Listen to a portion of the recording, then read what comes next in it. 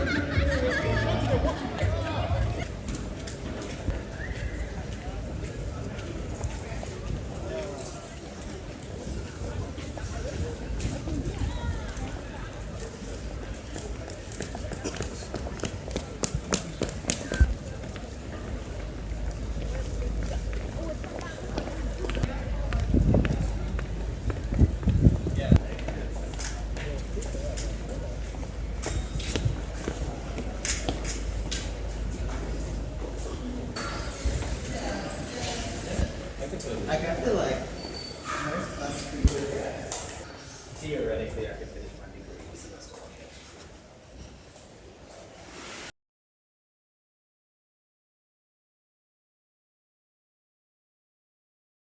The analog is the term, the type point for the specific type of digital communication that happens only through reactions and off-the-shelf responses, like likes, emoticons, reactions.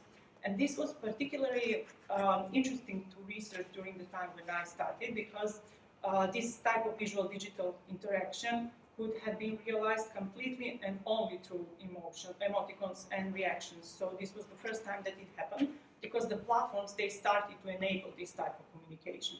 Before, it was not so easy.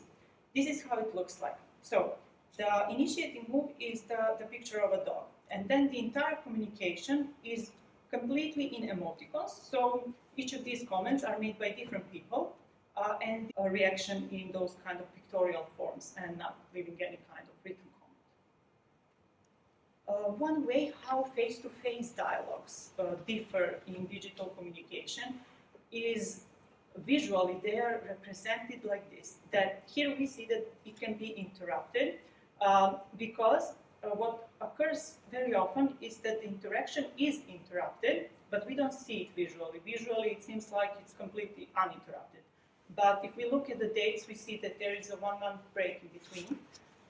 So visually, it looks like it's not, but it is interrupted. Interaction is not rapid fading, meaning that everything that we write will stay there, at least for some period of time. Not always, not on all platforms, but it is something that is different to face-to-face dialogues. I also focused on the creative use of genres, and I see genre as a staged and a multimodal process. We have the digital representation one here that we can share pictures plus comments. I call this genre because it is a specific communicative goal, and it also enables this kind of communication through the facilities that the platforms afford. How these key visual resources, such as color, typography, texture, and shape, how they are used to create identity, and also how they're used to express different kind of values and moods and so on. And also to research how this actually can be done on social media, because many of these platforms constrain and they do not allow so many changes. I compared what can and what could not be done. One of the things that could be done stylistically in these dialogues is to change the background, and this was available a few years ago. It is still available on Viber, but on many platforms it is not. So this is also one way how the technology... I want to ask you two specific questions now, particularly about two chapters that have not been addressed in the previous opposition. And then a more general question that it may sound a bit philosophical, but we can work on it together. It's a bit more a broader question about the meaning of life, the meaning of research, and all of that.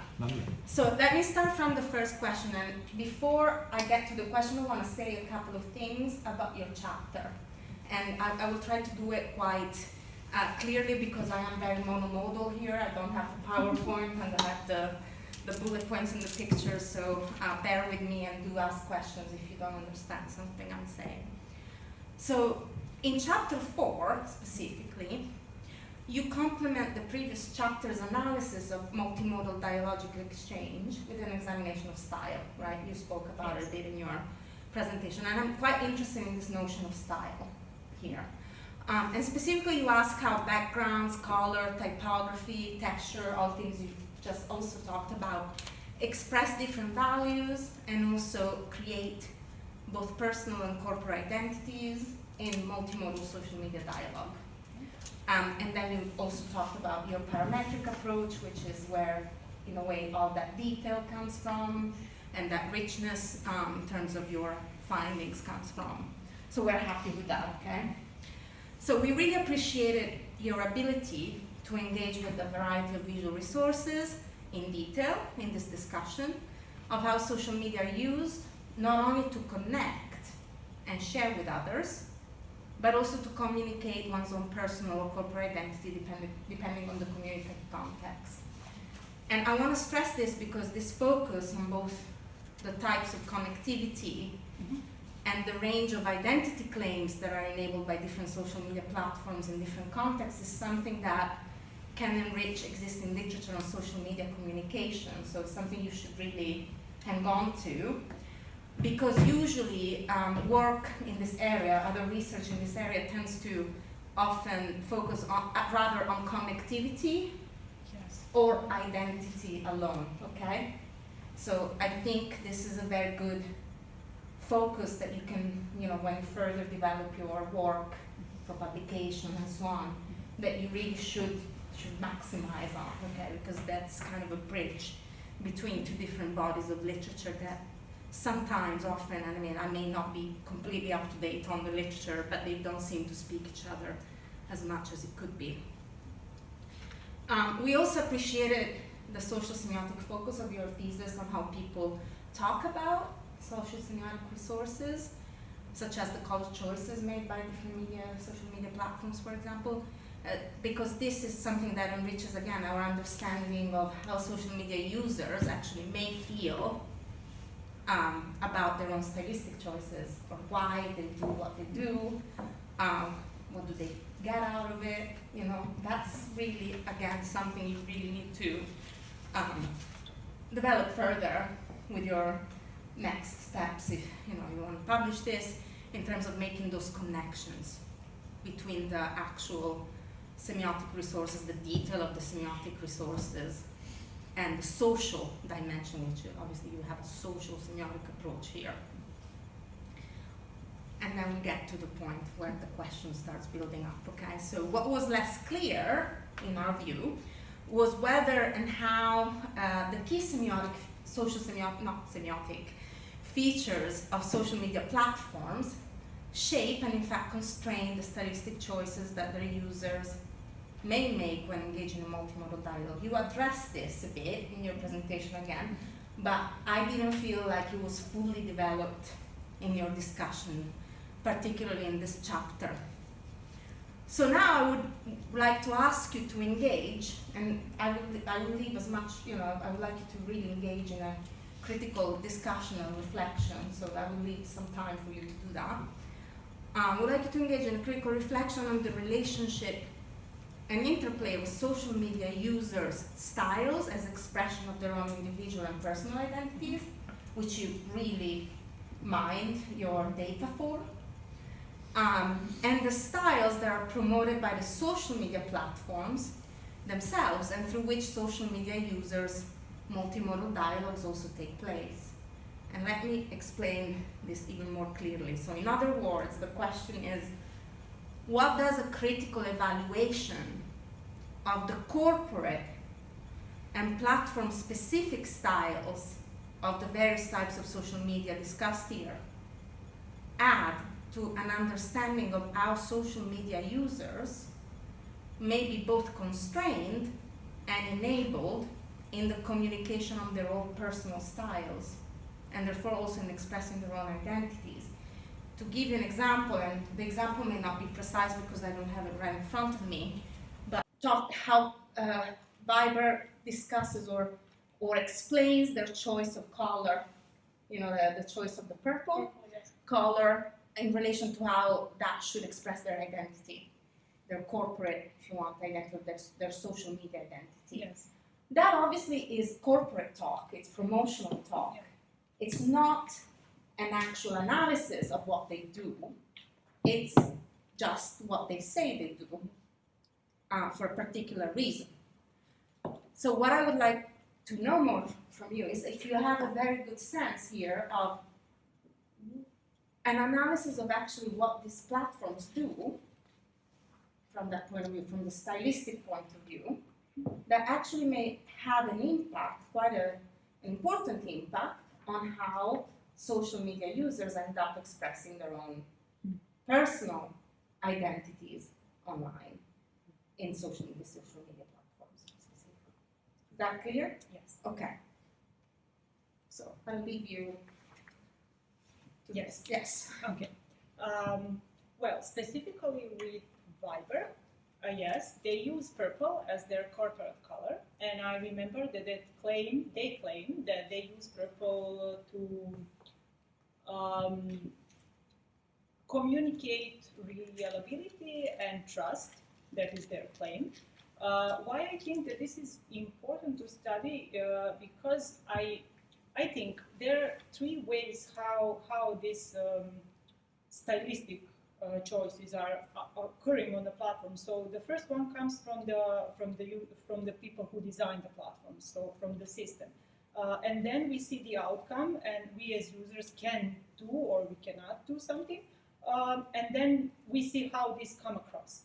So I think that if we think about what their intentions are when they are using certain colors, we can find out about how they think and what their intentions were. But whether or not that come across, this is something that is not always understood by the users the way how the platforms actually intended it to be. Sometimes they use different colors because they simply want to stand out comparing to the other platforms, specifically with purple. Although when we analyze the meaning potential of different colors, it comes from different points of view in social semiotics. We can analyze it from the point of view of fixed codes, for example, in traffic lights, where we learn what certain colors mean so that we know what to do with them, which is not the case with the platforms. Sometimes the color is just a matter of trend at that moment. Sometimes it is the provenance that is coming from the historical value that was before, and purple specifically, and blue together with purple, those two colors were very, very expensive to make. So they do have the value of being very royal color. That is one of the point of departure how we can analyze why they use it. The users, on the other hand, they cannot express their own identity through the color of the platform, but they can express the identity through what the platform enables them to do from what they offer them to change. So this is very often quite limited. We have the same situation with all digital platforms, for example, now with PowerPoint and so on. But I think that, yes, specifically the point of view of the designers was also studied by some for example, Bateman. He did this research on document design, where he did ask and was involved with the professionals and what they decided to do and how they managed to design the platforms. Although this is not the knowledge that is academic, it gives us the perspective of what is their intentions and what they wanted to present through using that color for their platforms. And I guess I would, I think that's the right trajectory. Yeah. But I guess I would also encourage you to think beyond intention. Okay. Okay. Yes. It's not How just it come across. Yeah. It's also about, I guess, my question is, and this again is something that you can think about for the further development of your research into publication. Whatever you want to do with it later, okay? Maybe a big bonfire, I don't know. It's up to you, but I think it's something about thinking about the interplay between this very nice, rich semiotic analysis that you did of what the actual users do, and a very rich, nice, detailed semiotic analysis of what the platforms do, regardless of their intentions. Because what people say they want to do, or what the intentions may be, are not necessarily, does not necessarily mean that that's the outcome. Exactly. Yes. Or historically, as you just brought up, provenance and other, let's say, more complex issues around culture, right? So that's kind of where I was going. It's beyond the intentions, more like what's the structure of meaning behind some of these choices, if that makes any sense. Yes. Well, the users, I would say, that are very limited in the end, because even if they, the intention is one thing, and how that come across and what the users can do, that is often very limited, and the technology is there as one of the system that is behind everything. I didn't notice that there are many options to customize the communication in that visual stylistic aspect, and I think that it is very, very controlled. at least at the moment. Some of the platforms are changing. Some of them are still using all of this, for example, color as just the way how they identify the platform. But I think that the users are limited, and they can, for example, in the background, as I showed, they can choose some of the backgrounds that are already offered by the platforms. So again, they are limited by the choices that are offered. So it is not a choice that you can make on your, to invent something new, but it's what has already been offered. But then, among those choices, the users, they can, for example, choose, let's say, some kind of romantic picture, if they're in a certain mood, or if they want to represent themselves through certain values that that picture promotes in the background. Yes. Yes. So what I like about this, you know, if you go that sort of that direction, what I like Yes. about that is that it's neither like a wholesale critique of everything is neoliberal or everything is corporate, Yes. nor everything is freestyle, everything is super creative. It's like this idea almost of constrained creativity that I think is interesting here. Yes. Okay. So let's move on to the next. Okay, and this is the next one is related, but it's different. So I'll try to be as clear as possible in how it's different. So in chapter 6, you present the results of your survey of users, and then you not just explain that it was actually sort of your first kind of attempt to collect data. Yes. And I think that could be made clearer, okay, that it's not the end of the story, but it's kind of the beginning of the story. And it's about the use of photographs and other types of images for everyday communicative purposes on Instagram, yeah?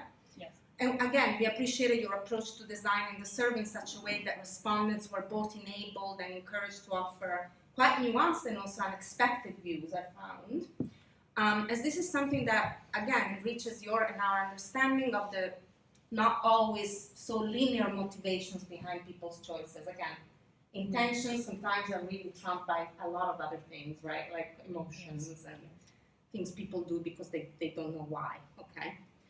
In addition to offering kind of fresh insights that are linked to these unexpected perspectives, I also think that your analysis of their responses were very beautifully grounded in theory and in your own findings from previous chapters, so good job there. This said, as you know, we also thought that findings from this chapter may have been further supported by existing literature in digital media studies, for example, and particularly on the relationship between social media practices and the material affordances and constraints of social media platforms. Think about algorithmic logics and so on.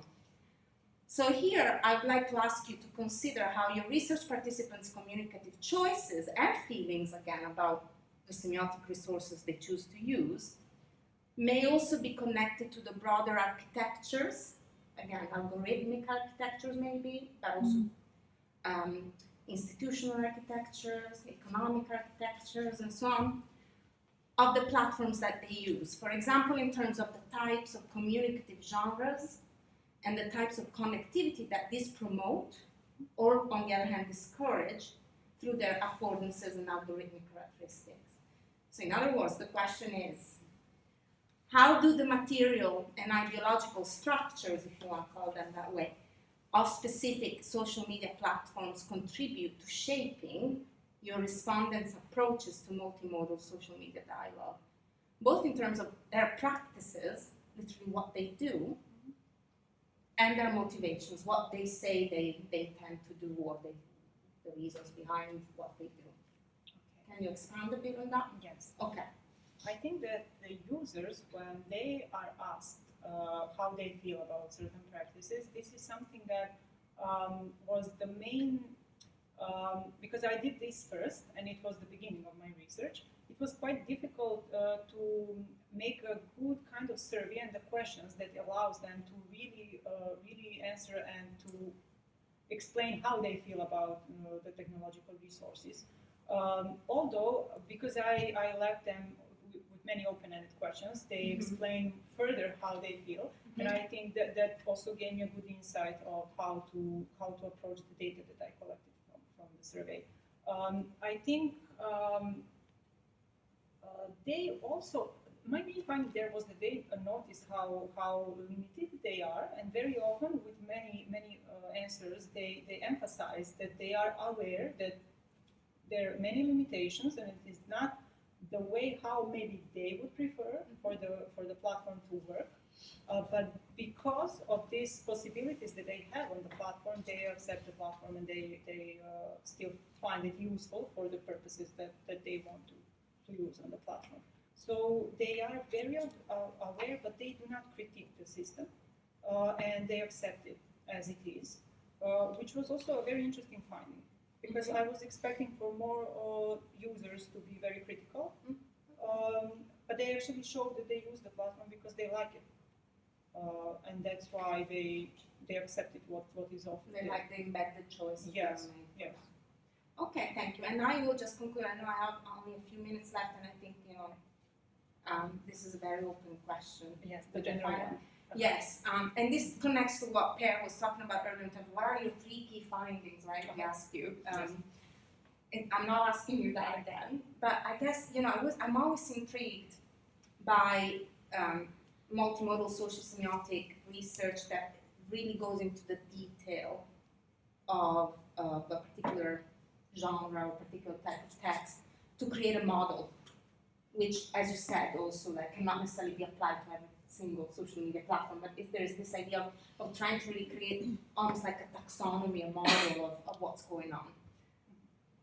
My question, as someone who's a bit, more on the social, maybe more on the social side of, I don't know what I am, but what does this add to a much broader understanding of social media communication, generally, from a social semiotic standpoint, obviously? Literally, these are metaphors I'm using here, but what's the big animal you're hunting here? What's the big game here? And also, what keeps you awake at night? Literally, in terms of what you're trying to, if you were to see yourself as changing the debate, as adding to what are you contributing to the world, I guess, as a whole, in terms of our understanding of social media communication? Beyond just the fact that there is a model, there are all these parametric qualities and... I think it's the development of the technology and how the technology influences our communication nowadays and how it will develop further communication in future, because this is something from the social semiotic perspective that can be applied through the studies of the technology. And this is something that should be followed all the time, because my research is the subject, all of the things that I was researching there are the subject of frequent changes. And this is something that is rapidly changing. So I think that the main finding is to also document what is happening at the moment, so that we have the documentation of how it was developing, and to continue to follow the development, and to, I would say, to perceive technology also inside the communication more broadly than only focusing on how people communicate themselves, but also to embed technology together with the people and how they use the platforms at the same time, because the technology is changing rapidly. And this is how all of the practices that we have in our communication, face-to-face communication, we transmit those through technology. But that is also changing all the time. So I think that because of that, these practices are also changing together with the technology. Okay. Yes. And do you think that, I guess one of your main theoretical developments here, from the bottom up, let's say, is this notion of imolog. Yes. Okay, which is great. And I wonder, if you're saying the technology is changing all the time, the practices are changing all the time. Yes. You also said earlier something about how the model that you created is important because it's empirical, it's really rooted in a keen observation of some of these social media exchanges, but it cannot be applied necessarily to all social media platforms, and obviously these are changing all the time. So how do you think that notion of imolog, for example, will be useful 5-10 years from now? How do you see that developing or being used in a way that actually has some sort of significance, if that's the case. If everything is changing so fast, if the model cannot be applied across the board, what does that add to our understanding of social media communication in broader terms, in a way that can actually be useful a few years from now, or 10 years from now, if that's what you know, because that's how long it takes to publish the stuff. Let me tell you this, okay? That's unfortunately, that's the bad news here. Yes, that's true. I think that, okay, well, technology is something which is changing very rapidly, but these practices are also developing with the technology, but I would say the base and the bottom of it is the same, because the people are the ones who are making this communication happen. So as long as we are communicating, we are the people who do this practice of communication. The technology is there to help us, to facilitate the communication, the exchange of information, but still it is something that is going to progress together with the technology. So I think that we control the communication, and technology is there to enable communication further. And when it comes to how this can be used, and especially with analog, I think through the practices that I found in my thesis, I think that these communicative practices nowadays are more focused on the emotions. People are definitely more interested in what they feel, or at least that is how they express what they feel about something. When they react to something, it is more important if you like something or you dislike something than what do you think necessarily about that. For example, we can have, this is a good example, I was thinking about the content that someone likes on YouTube. If someone likes something, that doesn't necessarily mean that they agree with the content. But they can, for example, be only entertained. And if they're entertained, they will say, I like the video, but maybe the content is rubbish, let's say, but they will still say like. And I think that is something that is changing comparing to how people used to communicate before without technology. So maybe that's a good intellectual project going forward, to think about how to trace this notion of analog, or more broadly of emotional, if you want, communication in social media, through some of this kind of social semiotic detailed approach, with the suggestion that I would make of integrating more specific considerations about context and practice. Okay, so that's all I have. I would say that's probably enough. Yeah. So thank you very much. Thank you so much. Okay, that's the two opponents. So we've reached the point in the agenda in relation to questions from the floor. Only one person actually talked to me during coffee. I don't know if I should take that personally or not, but and Morten has a question. But if anybody else who now thinks they would like to ask a question, then please, you can put your hand up after Morten has. So Morten, your question to Denise. First of all, thank you for a really good presentation and an interesting read.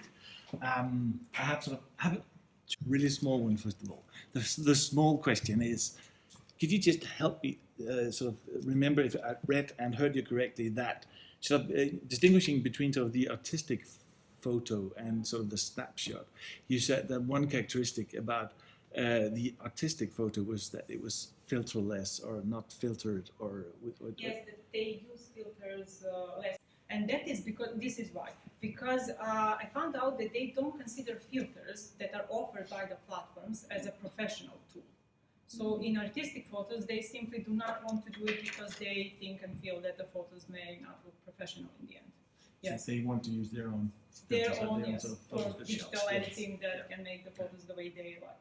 Yes. Okay. So actually, the bigger question is, perhaps we could broaden here just a few years in both directions. Actually, if we look at this again, these two major categories of artistic versus snapshots, you identify certain characteristics about them, and I was wondering actually, if we go back in time to analog photography and look at snapshot versus artistic photographs, in what sense does the digital social media version of a photography sort of differ from that? So that's for the first part of the question. So looking back, is that the same or is it very different actually what's going on in social media and digital communication? And the other one is sort of looking ahead. So the study was done from 2015 to 17, and I mean 2 years is something like a century in social media and digital communication. So what have you perhaps seen in the following years, and have you seen the development, and do you have an idea sort of where we are going in these more sort of specific photography kind of areas? Point of view, how this is similar or what it is different nowadays, I would say that I think the photos that are considered artistic photos on social media, comparing to the artistic photos back then, maybe 30, 40 years ago, are similar. They are relying on the same kind of practices, and then they try to apply the same kind of visual aesthetics in those photos. I wouldn't quite say that they are professionally as of the same quality as the photographs were before, because technology influences this a lot, for example, depending on the camera that they're using and so on, and how they edit the images in the end, because sometimes this editing can actually ruin the picture in the end and not actually adding to the artistic qualities. But with casual snapshots, I also find that before casual snapshots were like the news and these kind of casual snapshots that were just taken on place where something was happening. I think it was definitely, let's say, also of a better quality than nowadays, because this type of cameras that we have today with our phones, they are also limited in the way how they frame the picture, and it is also, and the people who are using, they're casual people who do not have the skills that maybe professional photographers had who were taking a casual snapshot back then. So I think, yeah, that is the main difference between those two genres nowadays with social media. It's kind of like there's a new category in between the sort of professional and sort of really snapshots, and in between you have sort of semi-pro, amateurish kind of middle league, or did I understand that correctly? Yes, yes. And what was the second So question? the future from now, what Yeah, have you the seen in the future. years between, and what do you think will happen? I think if I can predict what will happen, I think, well, I think that it will be only easier and easier to share photos, and definitely the exchange of information visually will be quicker and faster. How will that add to the quality of this type of communication? That is another question, because I think it will help with the information flow, and definitely I think that it will change from now. Okay, failing. Oh well, sorry. Okay.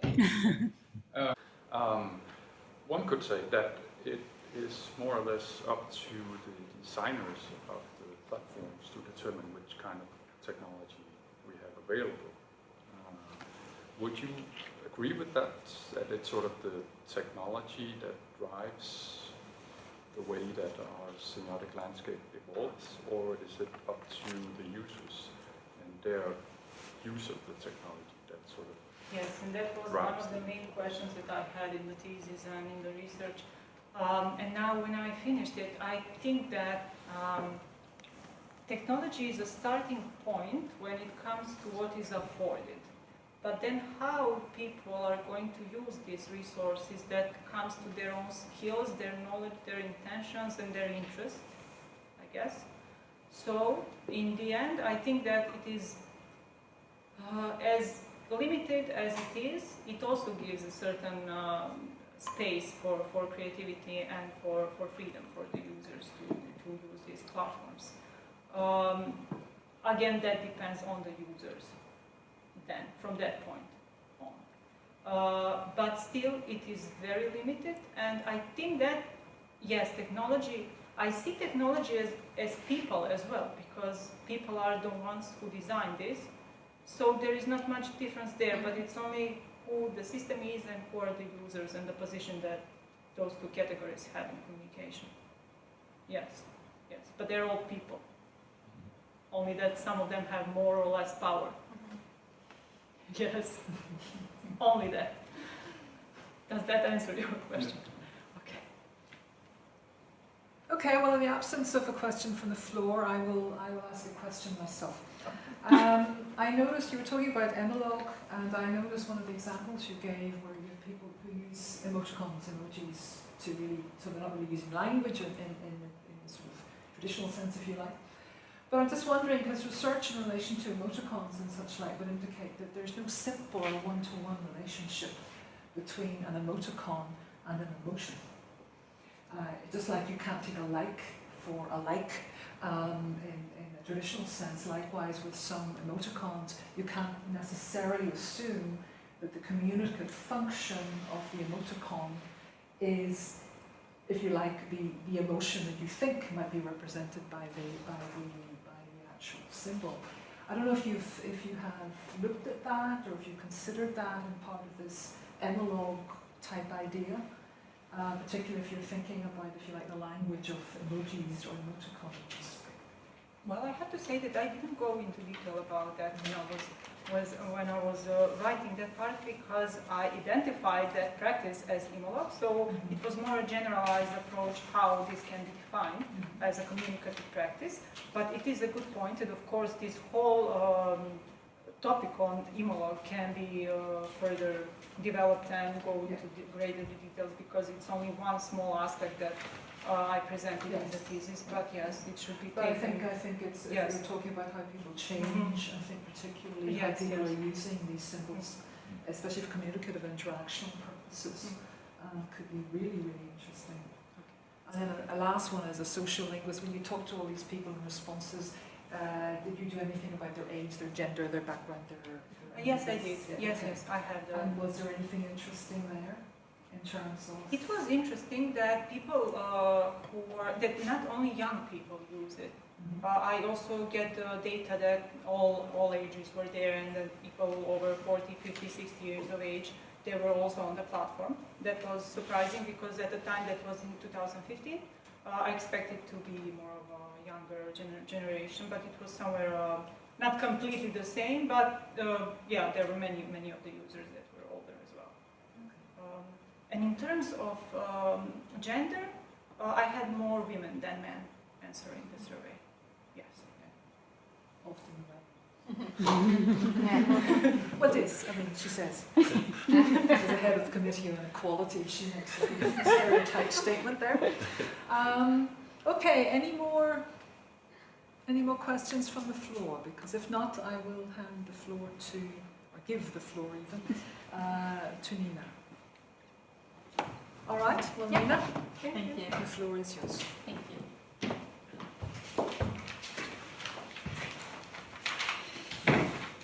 Nice to stand here, isn't it? Dear Nature, it's my wonderful job to summarize and wrap up your own events. And I'm also allowed to ask a couple of questions, which I'll do, but I won't take all my time because I'm sure you must be pretty exhausted by now.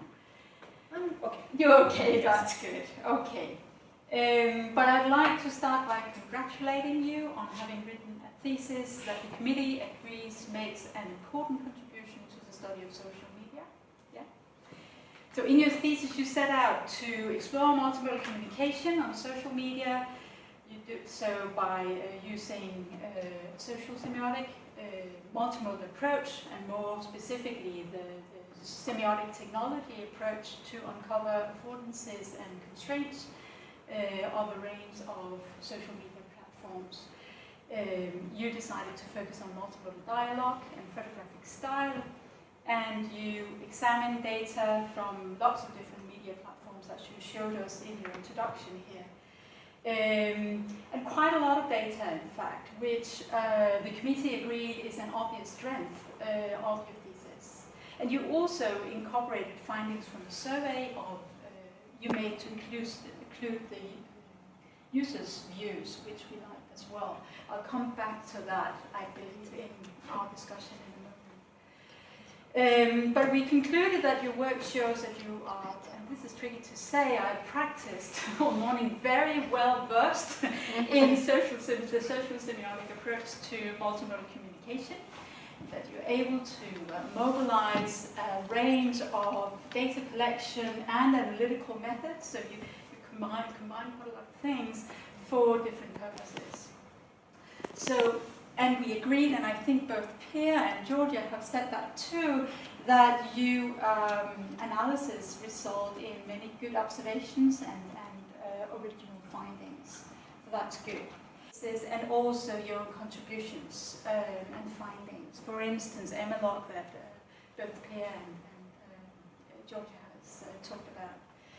And this is something we would advise you to keep in mind if you plan to turn your work into book chapters or journal articles, because it's really important actually. Now, in your discussion with Georgia and Pierre, you have faced scholarly critique of your work, and that's inevitable at a defense like this, and you've had a chance to respond to the criticism, and I think you have done really well in two engaging discussions and also discussions with questions from the floor, or the people who ask questions from the floor. So you have talked about the idea of meta functions and visual grammar. You have talked about information value in interface design, quantitative analysis of your visual data, the realization of personal and corporate identity. Yes.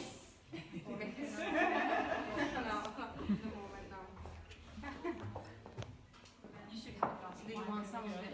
You should have a glass of wine. You should have 2 glasses.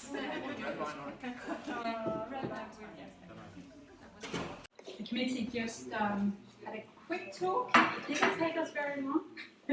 And we agree that you have provided evidence that the requirements of the ministerial order paragraph 3 have been fulfilled. And we recommend that the PhD approach should be ordered. So congratulations. Thank you.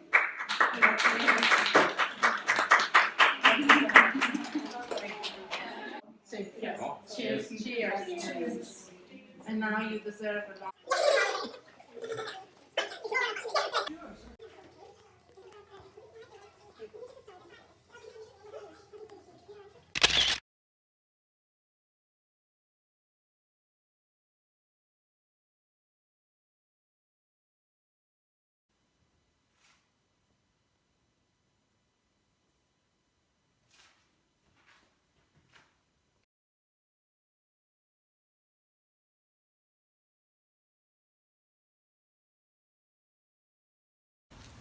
Kangaroos in Denmark. Danish kangaroos.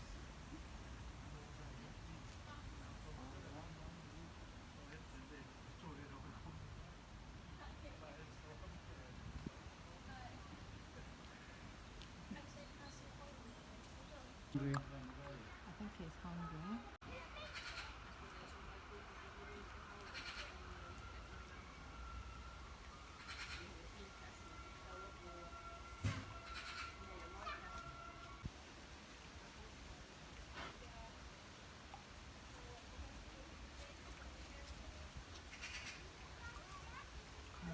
Suddenly, so close.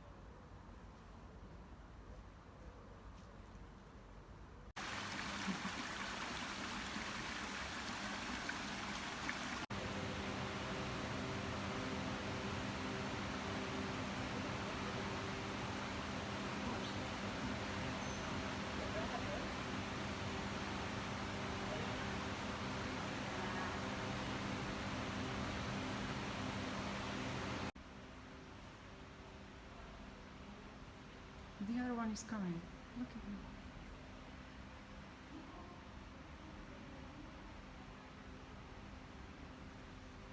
Wow.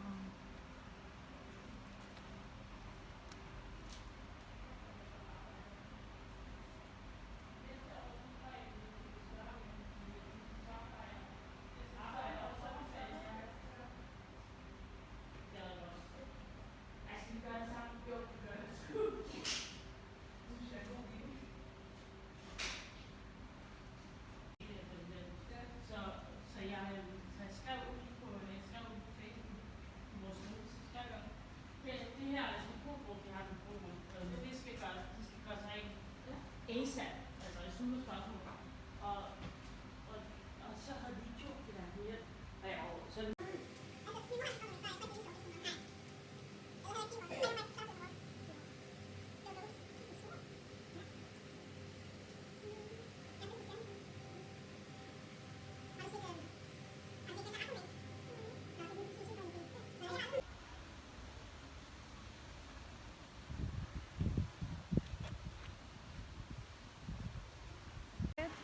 So here. So and he stands. I mean, he's been standing everything.